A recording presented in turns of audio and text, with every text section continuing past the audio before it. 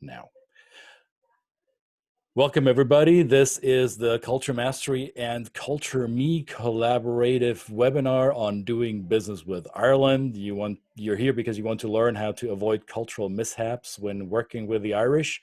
My name is Christian Höferle, or as they say in the United States where I live, they call me Christian, where they don't pronounce the last name for fear of mispronouncing it, which is perfectly fine. Christian works, so does Hey You.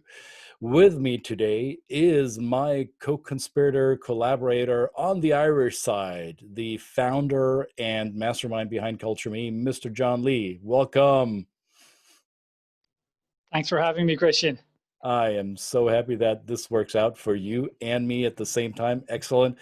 John is with me here because he's been a world traveler for years, and he's raised kids abroad on the journey through many countries around the world. And yet he's a true Irish boy from Limerick, and that's where you're joining us from today, aren't you? That's right. Yeah, I'm coming to you from Limerick today. Looking forward to this one today. Excellent. So the purpose of our exercise here today, we'll do this for probably 45, 50 minutes until we're done with our slides. We're going to bombard you, fire hose you with data, facts, information. Hey, remember, I'm German. Data, facts, right? Now we're going to tell some stories too. We're going to make this fun and interactive.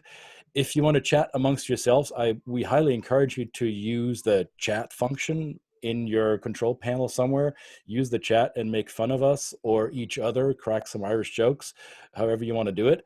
If you have questions that you would like us to address specifically, we would ask you to put that in the Q&A button, or that function where it says Q&A.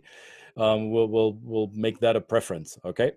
So what are we here for today? We want to identify the main cultural values of Ireland. We want you to understand how these values impact everything: communication, relationships, teamwork, leadership, how we show up in the world.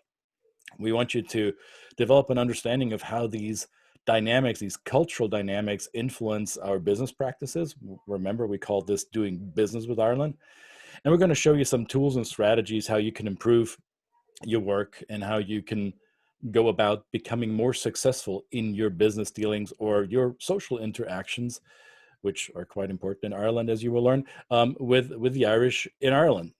And for those of you who are joining us for the first time, because we've been doing these webinars for quite a while now, and some of this may be repetitive to some of you who've been here before, but we want to make a point that all the newbies or the first timers that join us for one of these culture-specific, country-specific sessions know the premise for what we do here and why we do this work. So as you approach another culture, as you enter a new environment, you'll be confronted with behaviors that are either unfamiliar, uncommon, or maybe even uncomfortable for you and unknown to you. So how do you deal with the unknown? How do you deal with the discomfort and the unfamiliar? That's why we're here. That's what we want to help you decipher.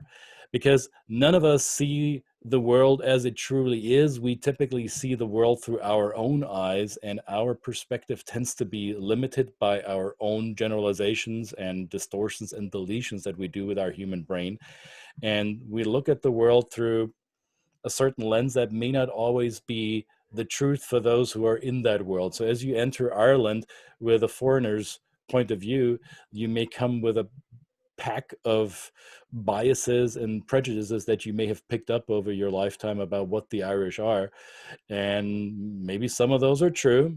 Chances are some of them don't work at all. So we're going to debunk a few here as well.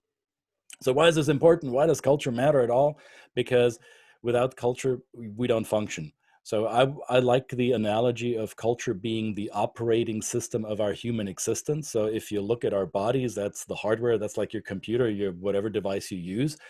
But without an operating system, without some programming, it won't work. So my operating system is fairly German. It's been modified a little bit to US standards because I've lived in the US for so long, but my default setting of my operating system is German, and right now I'm using the application English language. So I may not use it properly once in a while because, German operating system, non-native app on my machine, but I think we'll get by. And if there's something that I mispronounce or doesn't make sense, or maybe comes across to you as a bit harsh because my communication style tends to be really straightforward and direct, then let me know and give it to me in the chat or the question and answer box and say, dude, you're quite brash. You could tone that down a little bit. Okay, all right, I'll take it. So that's why culture matters. It's not just a fluffy, some people might call it soft skill. It's actually the real hard currency to be effective when communicating with those who are different from us. And you think you might know quite a bit about Ireland. So did I. So maybe that's the green part here. That's what you know about the green island. And then you're aware of the blue that surrounds Ireland, the water, and you know that you don't know these things.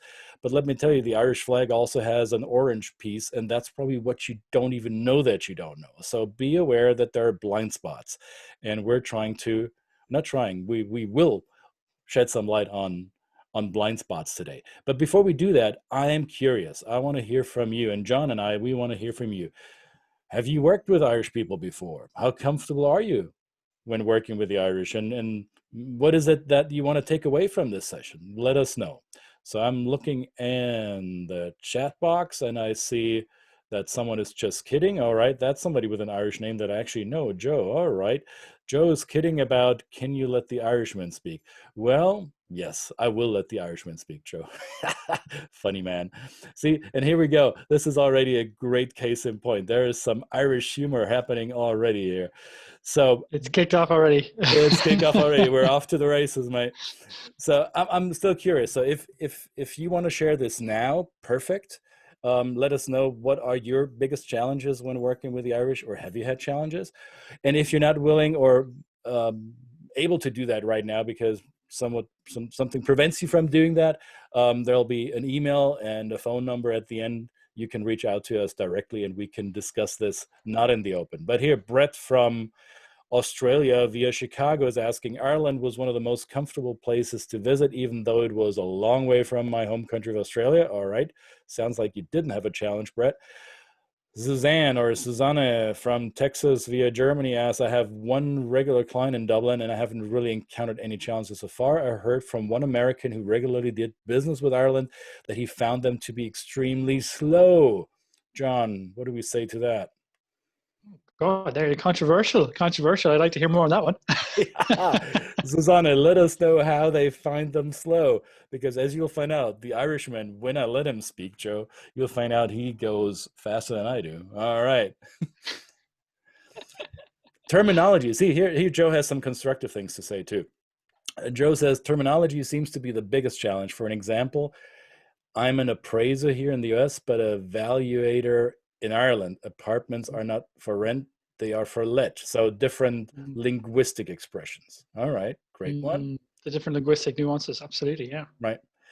Angela's asking, considering accepting an executive role with Irish companies. So that is some real life stuff that we can possibly address here. Excellent. All right, off to the races it is. Before I'm going to give the Irishman the mic for good, I'm going to make you aware of a few differences that I would like for you to know if you aren't already familiar with this. There are aspects of culture that are easily noticeable with our five senses: seeing, feeling, hearing, tasting, smelling, the five sensors that we have. That's the do's and don'ts. You see something, you hear something, you touch something, you smell something. That's the alligator above the water surface. There is something that you can notice. So you can see what people eat and how they eat it and how they dress and how they talk and what the country smells like or sounds like, what the language sounds like, how people interact with each other, how they touch or how they don't touch. All of this are above the water surface levels of culture. And then there's the unnoticeable, the stuff underneath the water surface. That's where the alligator gets a bit dangerous sometimes if you don't pay attention to that. Those are the whys of behavior that float the actual do's and don'ts. These are the belief systems, the values, the unconscious, that most people who are in their own culture are often not aware of that. So I was not aware of some of my German traits until I left Germany and then became painfully aware of how I am sometimes quite a bit German. So let's make sure that we have that distinction figured out.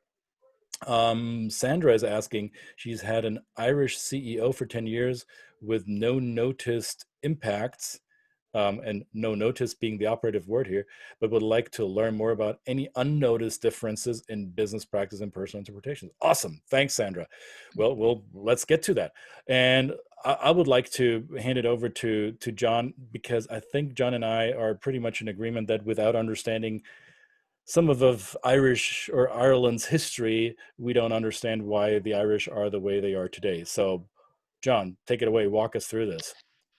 Yeah, absolutely. So we'll touch on a couple of these. I think symbolism is very, very important in Irish culture, and the arts in general are, because if you go back, it's been known as the land of saints and scholars.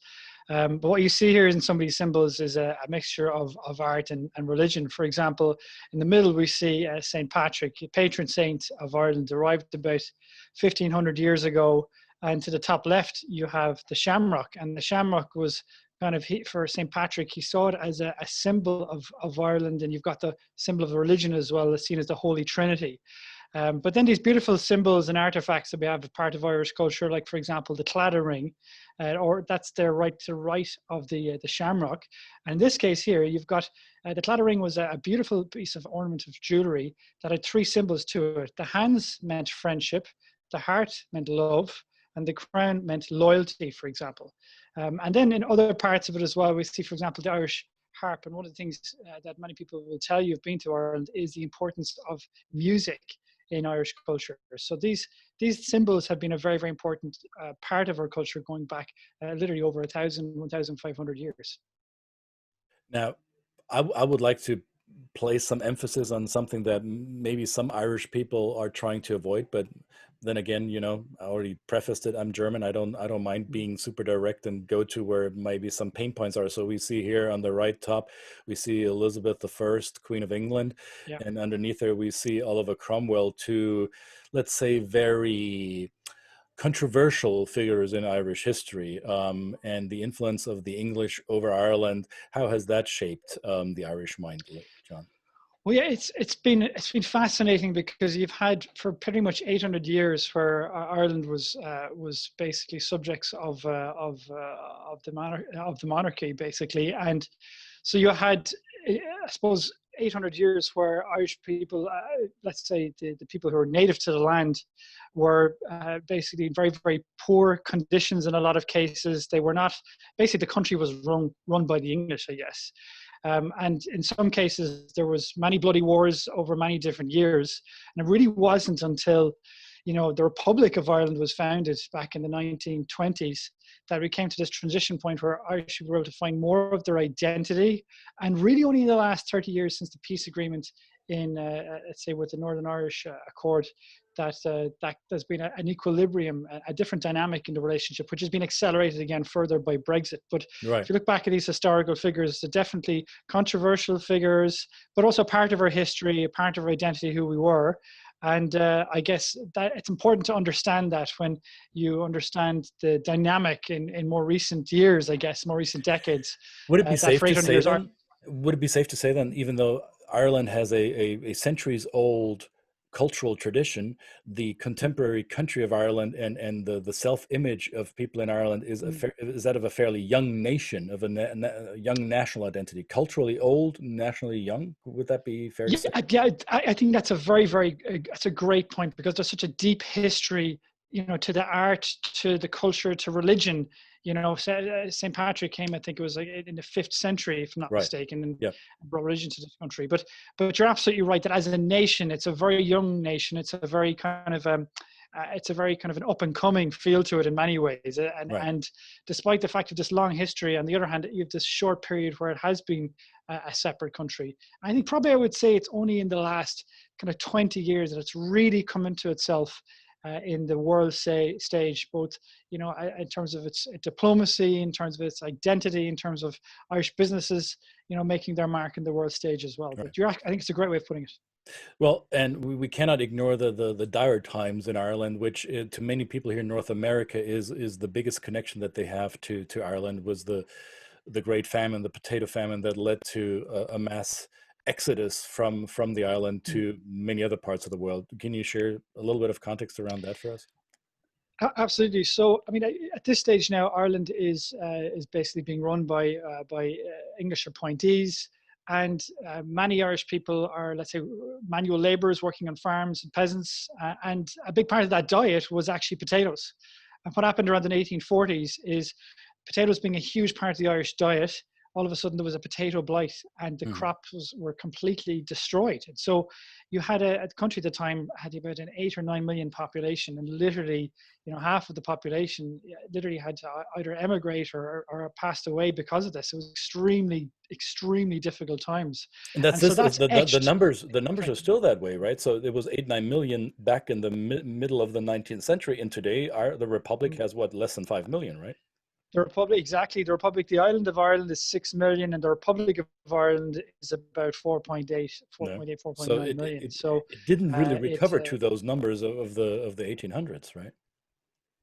no, but it was decimated. I would say even going back again in the numbers, it might have even been possibly more, but it was decimated, had a huge impact. And so the idea of emigrating, opening our eyes to the world and seeing the rest of the world and engaging with the rest of the world, it was etched in our DNA going back to 1840.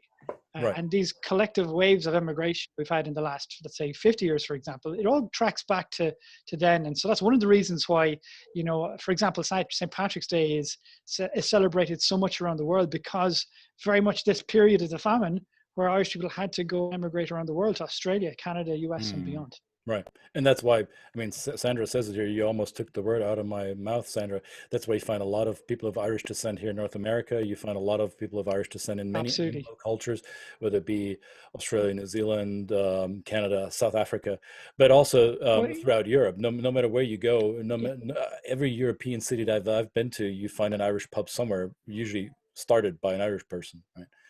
Yeah, you're absolutely right. And one of the things they say is the Irish helped build the roads over in the US, for example. It goes back to directly in this period. And, look at, for example, in modern day US, there's very important politicians in both parties in the US who are very proud to claim Irish ancestry. And that's been a big part of brand Ireland and the diplomacy of Ireland in latter times as well, tapping into this kind of network. You already mentioned it earlier, when Ireland really became an independent nation from the UK or from England. So it started with Irish nationalism in the early 20th century. What should people know about the Easter Rising of 1916? It often gets convoluted with the Bloody Sunday in the what was it, the 1970s, but the Easter Rising is actually the spark that ignited the whole thing, right? Yeah, you're absolutely right. I think those two dates are very, very important, but particularly 1916. And why? Because there had been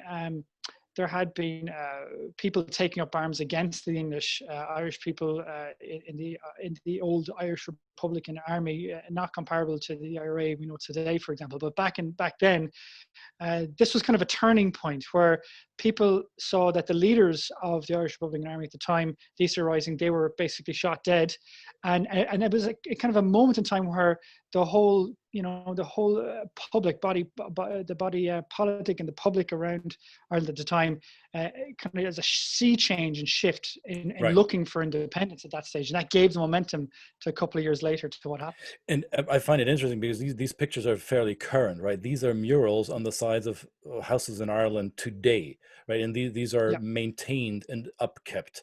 So this means this is a strong strain of Irish identity to remember the time when the struggle for independence got really serious and lethal for some people. So I think this cannot be overstated. If you're doing business with Ireland, you want to be familiar with some of the details of their history, not just the trivia that you may remember from a crossword puzzle. There is some depth to it that should not be ignored. And it finally led to Republic independence in the 1930s. Who was this gentleman? I know who he is, but I don't know how to pronounce his name properly. He was the first. So Eamon de Valera. So the first president of Ireland, and he was one of the leaders, in that 1916 rebellion, who actually wasn't killed. And he's actually, to the best of my knowledge, part U.S. citizenship as well. Hmm. That was possibly one of the reasons, one of the things that saved him.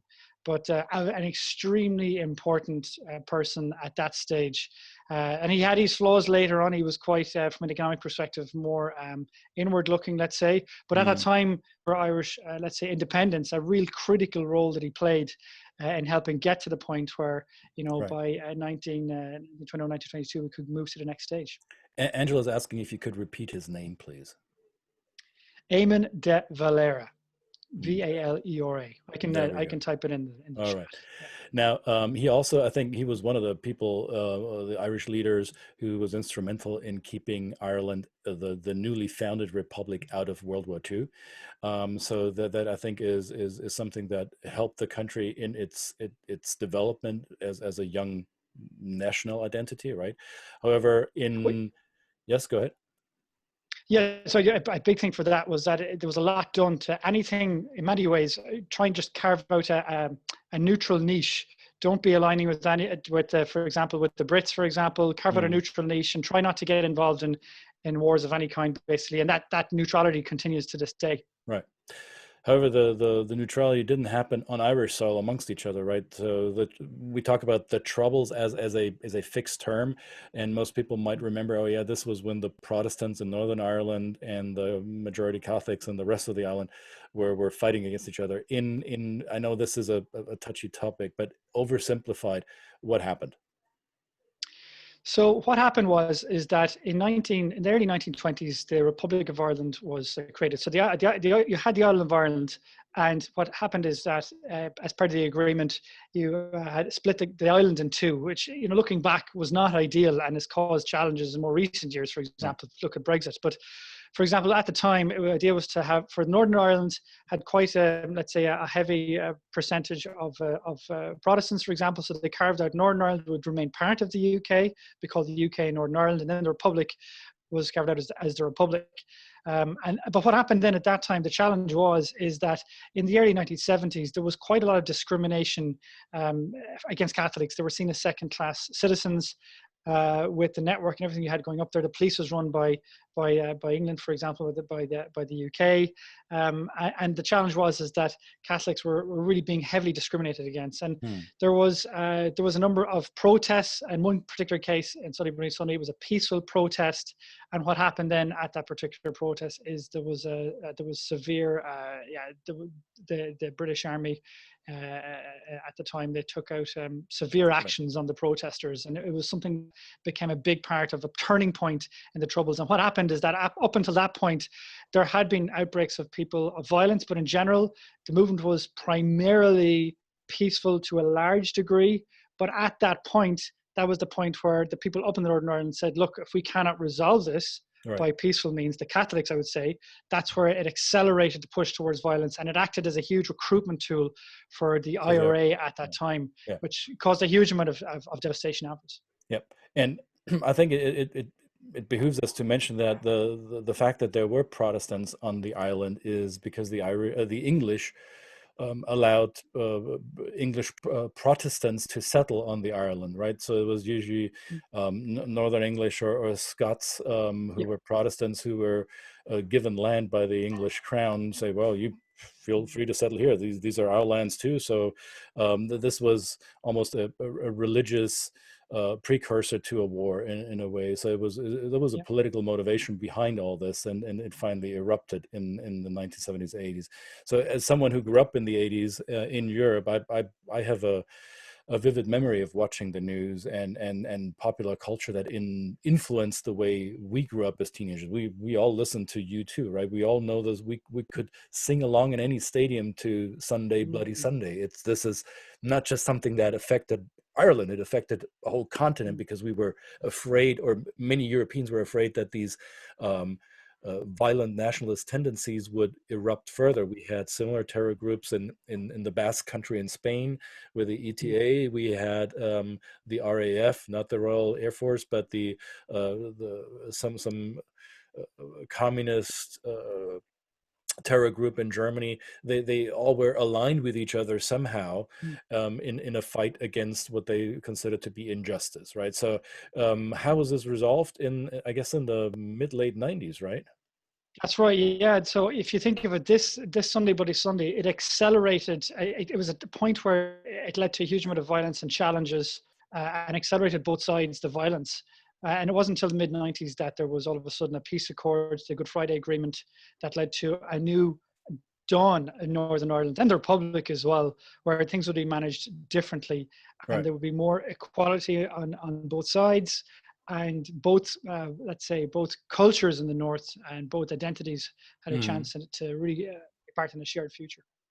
Sandra makes an interesting comment here that she was ignorant about it at that time in the 80s, that she happened to wear some orange pants to a family friend St. Patrick's Day gathering of a proud Catholic, the Shanahan family, and the father was so angry that she was almost asked to leave because of wearing the color orange. What does it Oh symbolize? Does yeah. it symbolize the Protestant So, North so Ireland? the orange, exactly, the orange. So you have the orange order in the north is a Protestant marching band that is heavy on symbolism and Hmm. also politics to a degree, and it's seen as, if you're thinking of the right wing of anything, they would be more of extreme views on Protestantism and loyalism to loyalists loyal to the crown and whatnot. Right. And so it's seen as divisive. But even though if you think of the Irish, let's say, the flag, it's green, it's white, and it's gold, and it's in many ways the Ireland we see today very much has more respect for that and respect for the balance of both traditions. Okay. And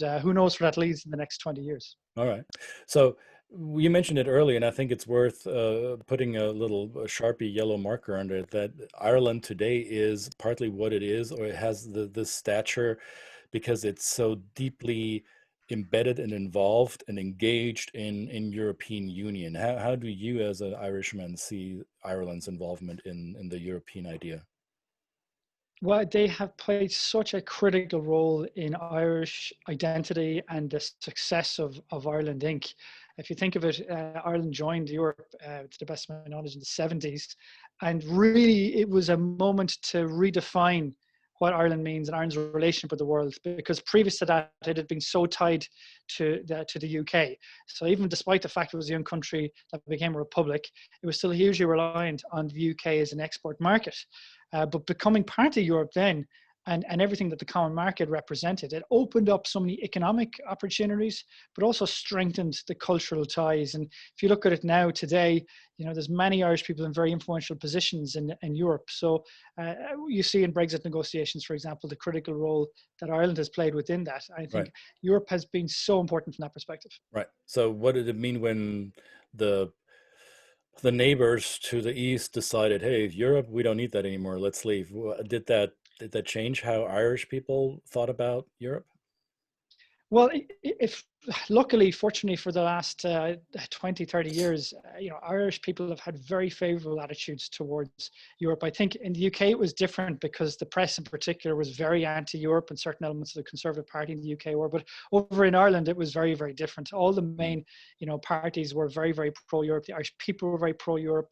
You had plenty of signs around the country of the different roads that had been part financed by Europe, for example. And we in general had gotten so much from Europe, but vice versa as well. It's been a very, very strong two-way relationship. So when we saw that happening with Brexit, I mean, straight away, Irish people felt, what's going on? Why would they possibly do this in their biggest export market? There was a kind of a Right. sense of bewilderment. Right. But in the meantime, I think it's Like all of actually us. acted as a strength. Yeah, I know, exactly. But it's actually funny enough in the meantime. I mean, after Brexit, Ireland's going to be the biggest English-speaking country in all of Europe. Hmm. I'm in Limerick, third biggest city in Ireland, 200,000 people in it, and it's going to be the third biggest English-speaking city in all of Europe. I mean, Right. crazy stuff, but Yep. very big advantage for Europe then post-Brexit, let's say. So Yep. it's turning into more of an advantage, even though there will be an economic hit. There's no question that the extra controls and bureaucracy will be a net negative for the economic, let's say, relationship between Ireland and the UK. However, Ireland has made a point in recent years to be a very attractive market to invest in, not only because of the favorable labor training conditions, but also because of the tax situation. So, um, how come that Ireland is so attractive from a taxation perspective for foreign investment? Very good one. So if you think back in the 1970s, for example, Ireland wanted to succeed on the world stage but we didn't have any existing multinationals really to speak of, and we weren't too sure how to attract them. And so two things that happened around that period that made a huge difference. First of all, made big investment in education. That was crucial to help elevate the skill levels of the Irish workforce. Number two, the big thing was to try and look at taxation. Over, let's say, the 80s and 90s, gradually, they began to make it more attractive for multinationals, particularly US multinationals, to come to Ireland, basically. And that's really paid off now. Clearly, in the future, there's going to be, as global negotiations with the OECD on tax kick into gear, there will likely be a rebalancing of, let's say, the taxation of multinationals, for example. But as of right now, some people, for example, in US Senate in the last year, called Ireland a tax haven.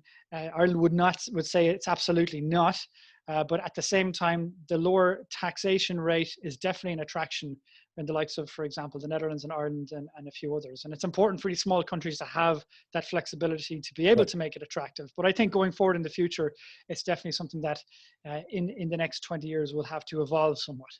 Well, and Ireland is the European or EU headquarters for many global organizations. Like I think Amazon is headquartered there, Apple is headquartered there, Yep. many others, Yep. right? So they take advantage of the tax situation. However, they also, I mean, the tax in and by itself is not the only thing that makes Ireland attractive, right? There is the English language skills that maybe that's where yeah. that's where ultimately, at the end of the day, it's about the tax is one element, but just as important, if not more important, is actually the people side. That's what makes today quite interesting. Is what is it in that people side is the magic sauce that makes it interesting, let's say. Well, let's look at the magic sauce, right? So many of us in our field work with cultural comparison tools, GLOBESMART profile being one of them. And we took the liberty of plotting Ireland here in the middle of Germany and the US on the one side, because those are the two cultures that I live and work in mostly.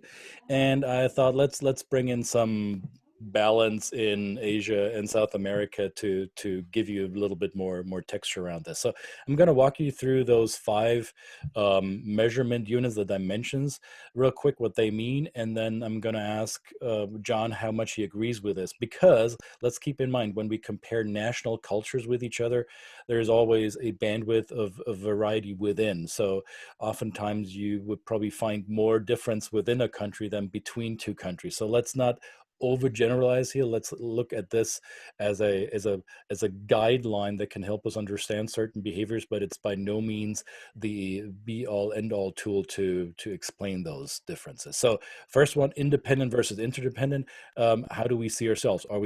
Do we see ourselves as I individual or interdependent part of a group? Egalitarianism versus status.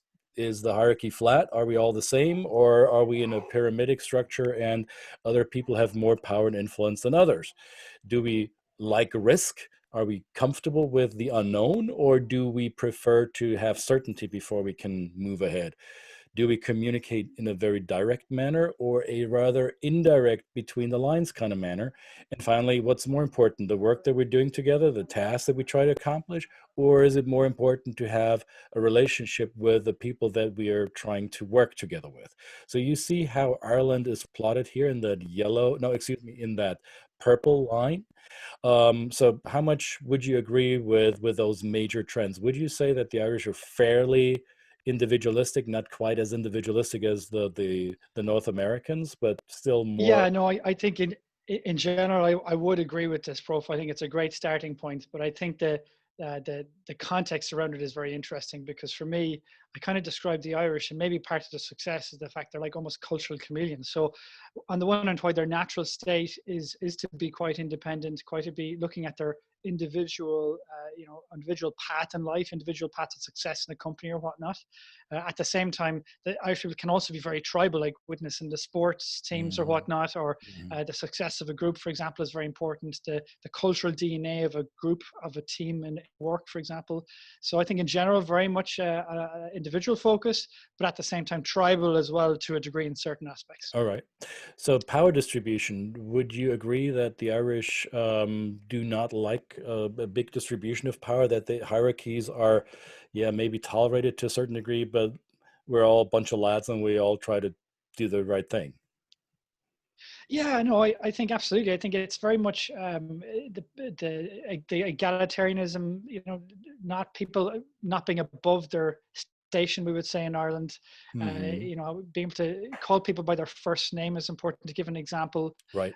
we like to not use titles, for example. So that is important. But at the same time, to a degree, there is an element of hierarchy that if you're sending something to someone in work, you might just CC your boss just to cover your ass a little bit, Right. for Right. example. No. Whereas in certain cultures like the Netherlands, that might be seen as an escalation. Right. And that's why I don't call John Professor Dr. Lee, because he likes to be called by his first name. Um, how about risk comfort? So I guess the Irish had to become risk takers because of all these variables that have been thrown at them for Mm. centuries, right? So would you agree that the Irish are lucky, the stereotypically luck of the Irish? Yeah, for me, I think Irish people love risk. There's a kind of an entrepreneurial nature to a lot of Irish people that make them open to risk. They're quite happy, they're quite open to change. If a big Hmm. surprise in a project comes up for them, for Irish people, rather than being scared of it, they would embrace it. Whereas for certain cultures, if it was a surprise in a project, it would just horrify them, and they like predictability, let's say. But Irish people are quite open to risk. Now, directness versus indirectness. So this is what I struggle with at that dimension. So it plots Ireland on the fairly direct side of communication. However, in my experience, professionally speaking, the Irish can be quite indirect. So what is it, John? Oh, this is such a tricky one. Coming back to this cultural chameleon, I think what you find is if you get to know somebody very well, an Irish person very well, they will be ruthlessly direct, playfully direct. They'll have names for you. They'll be sarcastic. They'll be just very, very direct in a very fun, engaging way. Hmm. But in work, that's in the personal context. In the work context, can be quite different. In general, Irish people might give you the impression that they're direct, but you need to understand how to read them. They tend to be more indirect. Like, for example, if you give a presentation to somebody from Ireland and you ask them what did they think of it, I mean, they'll never tell you, listen, that was a bunch of crap. Instead, they'll say, oh, I liked A, B, and C, and let's have a think about part D over there. But well done. I mean, Yep. that's an Irish person telling you the presentation was crap. Let's have a You think. need All to right. let's have a think. I'm not so sure about that last bit there. But look, well done. It's important Uh-huh. to measure up and lob in, throw on a lots of praise, and look, put in the bad news hidden in there somewhere. So you've got to be tuned into the fact that in certain contexts it'll be quite All indirect. right. So that So maybe speaks to what you were saying. I agree. And I mean, I don't always agree with a grid like this in all aspects, but I do agree with the German directness, which probably the German yellow line could easily move outside of your visible field here. So for me, hearing this type of feedback, let's have a think. Like, yeah, whatever. I thought about it and I loved it. So thanks, done. So I didn't hear that, right? So we'll get to feedback Yeah. as well. Now with relationships. Also, I thought that the Irish dot on that line would be further closer to the Mm. relationship side. Um, Mm. how important is relationship building in Irish business context?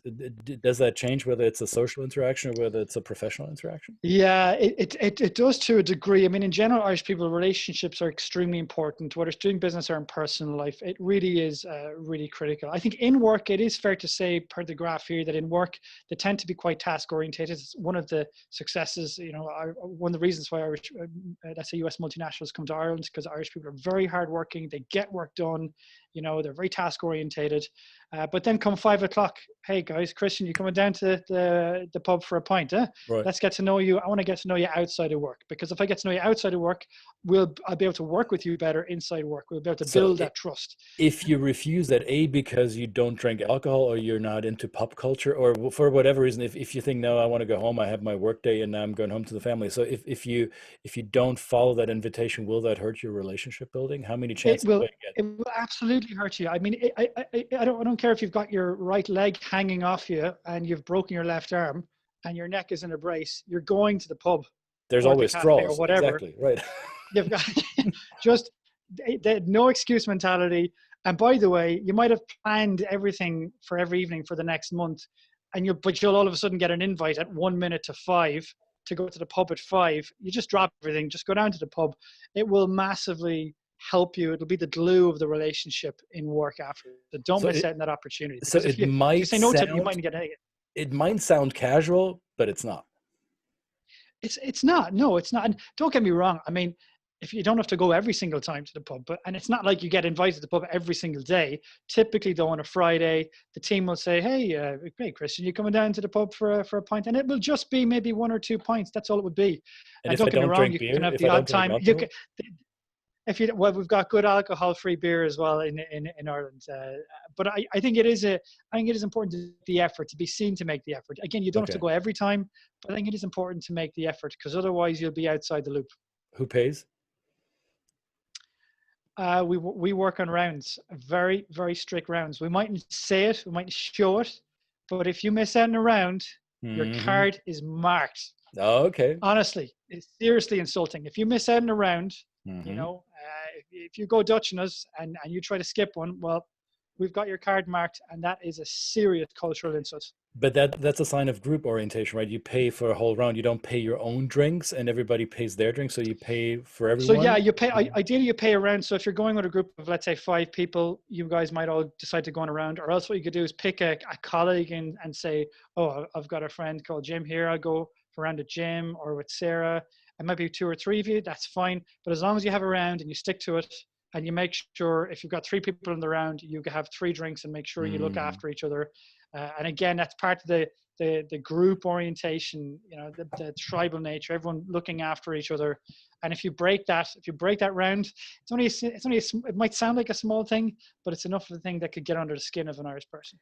And if I come in as a foreigner for the first time and I think I'm gonna be a good guest and pay maybe more than my share of rounds, would that be seen as condescension or a show off and No, ostentatious? no, not at all. I mean, let's say you're in a round with somebody, and you maybe pay for let's say one extra round. It's very nice. It'll be noticed, but in general, easiest is just to stick to the rounds that you have, basically. So you make Right. sure everyone is equal, Okay. and yeah, that's what Bridget you do. asks, are business and work related topics discussed in a social setting, like in the pub on a Friday or during a lunch? Do you talk shop in that social setting?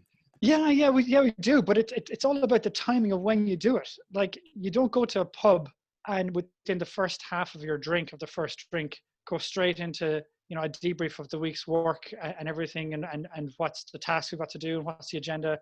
Ideally, the first drink should be about just talking about random stuff, personal stuff, talking about how was the week, how are you getting on in general. A little bit of work might come up then, and Hmm. usually maybe by the second or third drink, if you find out they might be open to it, that's the moment to say, you know what, I'm having a bit of a challenge here with my manager. What do you think? Any advice? What would you say? Hmm. You wouldn't put something like that straight away, because So then you you'll wouldn't be, you wouldn't you lead know, with it. you wouldn't know, you wouldn't lead with it. You kind of All right. ease yourself in. And All then right. progressively, if it's turning into a great night, and you're going on a serious party, you'll find everyone will be talking about everyone by the end of the night. It'd be a free for all, but it'd be more relaxed. But it's all about gradually working your way up there. What about taboo topics? Angela asks, well, she's heard religion and politics would, of course, be off limits. I'm not sure if that's of course or if that's changed. I don't know. But what would be no-goes in those conversations? Yeah, no, I think getting involved in politics or religion, obviously religion, Protestant Catholicism, people are more relaxed about it now, but people just, it's not, you just wouldn't really talk about it too much. Politics as well. Politics was more divisive in the past, less divisive now. People don't Hmm. quite care about it to the same degree as much. I think asking about somebody's salary, for example, in certain cultures, that's a fairly open thing to do. You would never do that in Ireland, for example. Okay. Um, yeah, I think they would be some of the things. I think if there's deeply personal things, for example, like, Hmm. oh, I'm about to get a divorce. You don't mention that unless you really know that person and you really Right. trust them. So it all depends on how evolved the relationship is. I love how engaged you all are. I did not expect to spend this much time on this slide, but all your questions were really leading down valuable rabbit holes. That's why we stayed here. That's awesome. I really like this. So we got a few more minutes. I would like to, or like John, to highlight some of the deeper values that you want to pay attention to in Irish culture. So first of all, the diplomatic communication style. So how do you tell a man to go to hell in a way that they're looking forward to it? How are the Irish good at that? Christian, listen, we've got this really lovely place down the road. It's a bit down south, but you know what? The people there are great crack. There's loads of Guinness, parties all night, every day. It's a little bit on the hot side, but you know what? Think of like a sauna, but it's amazing. I mean, I remember that the When first are we time I going? went, the first time I went to Hard Rock Cafe in Munich, where I spent a summer working there, and the guy asked me when he was interviewing me, he said, "Listen, sell me this burger." And I just used the Irish charm, the Irish diplomacy, and I got hired on the back of it. But I do think there's an underlying charm that you have at Irish culture, Irish people, that they're well able to deploy, and you see it especially when they get into trouble. If they get into trouble, they're able to use the charm to find a way out of it a little bit. So that comes in handy. All right. And the diplomacy is seen on the world stage right now. So the Irish they apparently have a knack for this. So who are these people and what makes them so successful in diplomatic Yeah, circles? well, so on the top left, Phil Hogan, he is Irish Trade Commissioner, one of the key positions in Brexit negotiations. You've got, for example, down below, you've got Mary Robinson in the centre. She's the chair of the elders. Up above her, you've got the Security Council to of the UN, which is extremely coveted. Ireland has a seat on that. Philip Lane to the right is the chair, chief economist of the ECB, European Central Bank, and down below, you've got the Irish Finance Minister, who's chair of Eurogroup, and to the far left, Mairead McGuinness is the Vice President of the European Parliament. So these are hugely important positions and roles in the global and in the European stage. Right. And Irish people seem to have, more often than not, be thereabouts. Right, and they may not be very well known here on my side of the globe in North America or in the Americas in general, but these are often behind the scenes people who are effective because of exactly that. Because behind closed doors, they're the relationship builders who are the glue between opposing positions. And I think I found that especially in Europe, these smaller nations, they have developed this dexterity and this flexibility to negotiate and facilitate between the bigger powers in Europe, in this case, And Germany, France. I think that goes back to that cultural chameleon a little bit, being able Right, to kind of, shape shift a little bit to kind of get the nuances to be able to get the best right, diplomatic result, or to right. be able to know how to build a relationship. Again, very, very important. So, but that diplomatic style can come along with a little bit of a indirect communication, or a communication to those of us who prefer more direct style, that we don't always recognize what it means. So the word grand, I don't know how you pronounce it. Yeah. So it's grand. I mean, it all depends on how Grand. you say it. It's all So grand. It's all grand. Irish people are typically straight up in terms of what they're saying, but they also have local nuances. And in the case of it's grand, all depends on how you say it. So how's it going today? That's grand. Yeah, that means everything's great. How's it going today? That's grand. It means it's a Mm, shocking day for you, mm, So how you say it, the tone. You talk about right, non-verbal communication, the tone right. important. Another one there, you might enjoy this one in terms of I'll be there in a minute at the very bottom. Mm-hmm. That really does mean anything from I will be there in a minute or I will be there in 25 minutes. Can Right. drive certain cultures that are big on time, like, for example, Germany, drive them completely demented. So that's one thing if an Irish person is due to be arriving at a party at 8 o'clock, they will not arrive until at least 8:30 or 9. Don't All right. expect them there on time. So here's an expression that I had to look up. I don't even know how to pronounce it. Probably gas crack or gas Gas crack. crack, yeah. All right. What's gas crack?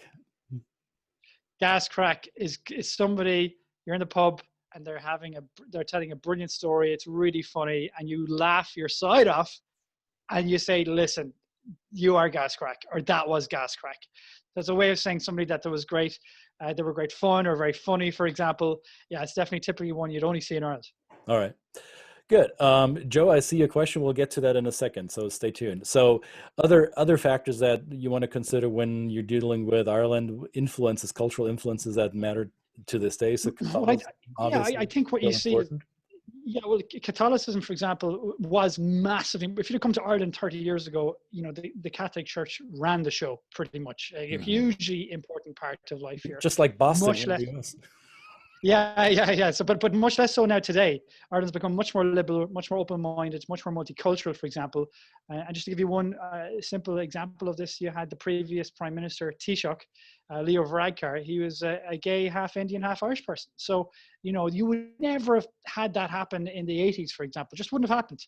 Whereas today, it's seen as normal. You've got gay marriage, for example. Lots of elements like that has seen the country open up. Linked to having stronger relationships with Ireland and a mix of different cultures coming both ways. All right. Still a very strong Irish identity, but that's important to have that context. Got it. This is where Joe's question comes in. Joe is asking that a Dublin business contact tells him that Irish business people are suspicious of outsiders. So, are you reserved with newcomers and more friendly with those that are already part of your in group? How do you draw the line? Yeah, I think if you look at it, Irish people, to a large degree in the business world, it is very relationship orientated. You'll find in certain spheres, it's very much who you know to a degree. Look, it's a small island; everyone knows each other, and they're kind of protective of that top layer, for example, in certain industries or in certain spheres of life here. Right. And so, yeah, it can be trouble. Some cases can be a barrier for people when they're an expat trying to move here to Ireland, can find it hard to break in. An Irish person might say, "Oh, listen, Christian, you have to come over to the place for a beer next week." But an Irish person, if they say that, they might not mean that at all. They might just say it just to be friendly, but they don't actually mean it. If you turn up at their house on the Saturday next week, they're going to kill you. So, so that kind of idea of giving you a sense, oh my God, everyone's so welcoming. They're inviting me over to their house all the time, but actually, no, they don't really mean it. You have to really Also, kind of take time to feel that similar to the US. We should have lunch sometime.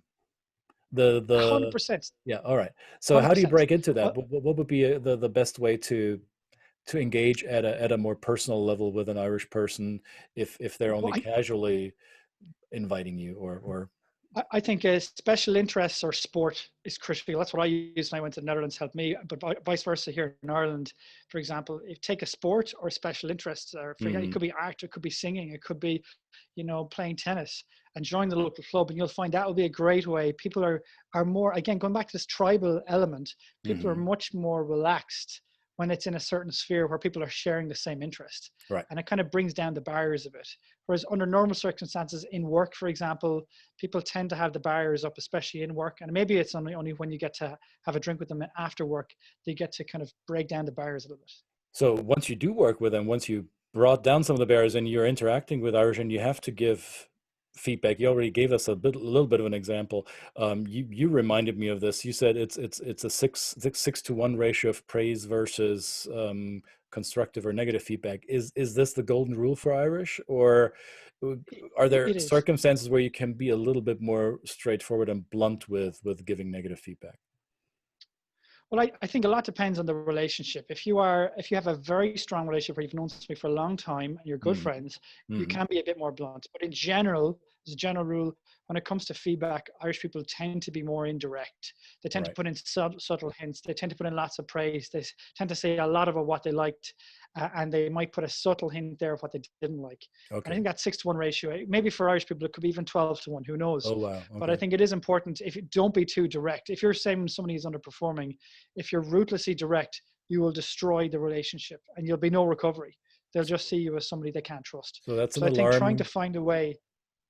I think that's an alarm signal for my Dutch friends, my German friends, my 100%. Russian and my Israeli friends who are all super direct. So careful in Ireland. All right. Relationships, we mentioned it before. Without relationships, there is not a good chance for business. So you build that in social circles. You see here a picture of my family with our Irish friends when they came visiting the United States, and we see them occasionally. And even though we don't see each other often, when we do, it's almost like they were there yesterday. So we pick up where we left because the bond has been built, and that is of critical relevance when dealing with the Irish. Wouldn't you agree? Yeah, it is, and sometimes it can be a hindrance to a degree for Irish people in general. So much is placed on relationships that if you've got, on the one hand, if you think over here in this box you've got competency and qualifications and actual product quality or whatnot, and on the other hand you've got, you know, the relationship and what they're like, what their person is like to deal with. In Irish people, in sometimes we get the balance wrong and focus even too much on that relationship side because it is so important, Hmm. rather than focusing necessarily on the competency or product quality or whatnot. And I think as you go higher up in the, let's say, the hierarchy of companies, it becomes more and more about relationships with the other people in the company, relationships with their counterparts, with customers and whatnot. But that critical element of the relationship is getting to know somebody, outside of work as well, and trying to Okay, break down the barriers. And got it. you can't do business in Ireland without it. And with friends, you don't brag. You're not ostentatious as you would be with well, within other cultures. So, would it be fair to say that leading with a certain degree, modicum of humility and a humble approach will get you further, right? Rather than a hey, Yeah, look at me, I'm so good. 100%. So what we say in Ireland is, you know, don't go above your station. You know, don't go. I think as in Australia, if you put your Tall head poppy. above the Hmm. parapet, exactly that tall Hmm. poppy syndrome, for Right. example. Right. Exactly the same here in Ireland. Very important to stay humble, and nothing worse than people that come off bragging or going above their station. However, leading with facts, so the convincing, the persuading, the presenting would not be emotional. It would be more fact-based, right? So that Yeah, is part of how you you have a relationship which may be emotional, or there may be some yeah, emotions involved, and yeah. we like each other. We do business with each other because we like each other and trust each other. However, when it comes Mm. to the specs of the deal, then facts talk, right? 100%. Right. Absolutely, absolutely. And I think that's a Okay. fair statement to make. And then negotiation, if you look back in Ireland, the agricultural background and farming background, that's where a lot of negotiation was honed for Irish people over the hundreds of years. Right. So you see here a few tips on how to go about that. We're not reading it to you. You're all, I hope you're all adults and you can read it. If not, then we'll have a transcript for you sent to you. By the way, someone asked whether there'll be a recording. Yes, there is, and you will have access to it within a couple of hours. One more thing, and you may have noticed this already with John, that he likes to crack a joke here and there, and we don't take ourselves too serious. How important is having a sense of humor with the Irish? It's crucial, and you know, certainly you can speak a language, but the hardest part of speaking language is getting the humor, and that's where certain cultures struggle a little with the Irish. Irish use a lot of language laced with irony, with sarcasm, with humor. And if you can get that, that's a real achievement because Right. it really shows that you've got a good command of not just the language, but also the culture. So is it allowed in a business context to crack a joke or Oh, to 100% critical. okay. At the points full of tension in negotiations, typically an Irish person will crack a joke or have a self-depreciating bit of humor, and Right. it will take away the tension. Very critical tool in the armory. All right. And finally there's a question by Marco Hellemans from Belgium, and he says that he's been teaching at the Irish College in Europe for at least 30 years, and he keeps having problems with what he calls the in capital letters the real Irish accent. So how to deal with that? Well, how do you But the tricky thing is honestly, despite being a small country, we've got so many different dialects. That even within Dublin, North and South Dublin, very different dialect. And oh boy. you know, from Donegal to Cork to Kerry in particular is a strong local accent. For example, one of the counties in the west coast of Ireland. So even for Irish people, in some cases, the accent can certain cases can take a little bit of getting used to.